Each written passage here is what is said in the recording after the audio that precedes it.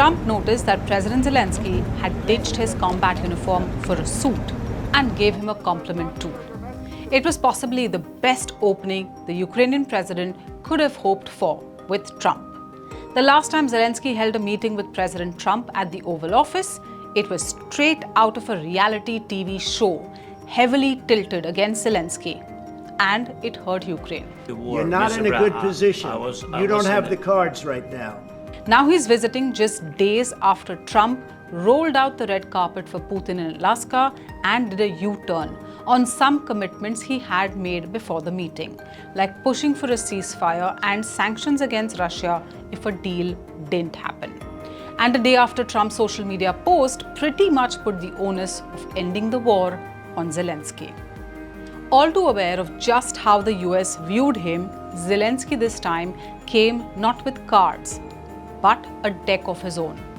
European leaders from French President Emmanuel Macron, Italy's Prime Minister Giorgia Meloni, Germany's Friedrich Merz, the UK's Keir Starmer, Mark Rutte of NATO, Ursula von der Leyen of EU, Finland's Alexander Stubb, they all joined President Zelenskyy, keen to ensure security guarantees for Ukraine if it is to agree to some sort of peace deal and ensure that things didn't go south.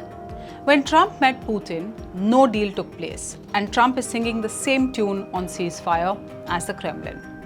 What I like the concept. You know, I like the concept of a ceasefire for one reason, because you'd stop killing people immediately, as opposed to in 2 weeks or 1 week or whatever it takes. But we can work a deal where we're working on a peace deal while they're fighting. They have to fight. I wish they could stop. I'd like them to stop. But strategically, that could be a disadvantage for one side or the other. But all of these deals I made without even the mention of the words ceasefire. The big positive was that this meeting didn't descend into a shouting match or worse, like the world saw in February. There is talk of trying to fix a trilateral with Russia and Ukraine to talk peace, and the US has said it would support Ukraine with security guarantees, even though they weren't clearly defined.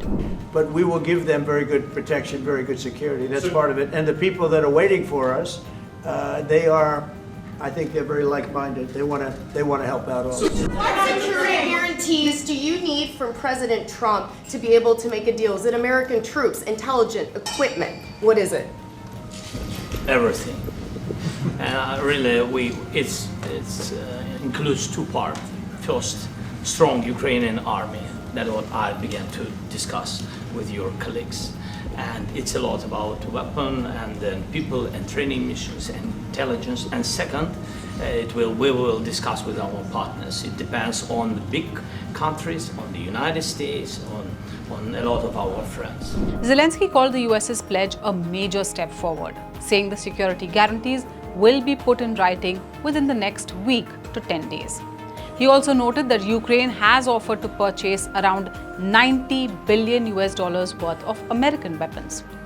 Zelenskyy said his thank yous many times over. Europe did too, making sure Trump and his cabinet heard how grateful they were for Trump's efforts to try and find a quick resolution to a 3.5-year conflict. Does that mean the US still wants Ukraine to give up on its own territory? Are we any closer to seeing the end of the war in Ukraine? Will there be a ceasefire before they can talk peace? No immediate answers on any of these, but at least this time, Zelenskyy hasn't been hurled off a cliff, metaphorically speaking. For more such stories, subscribe to SNG News, hit the like button and follow for more news updates.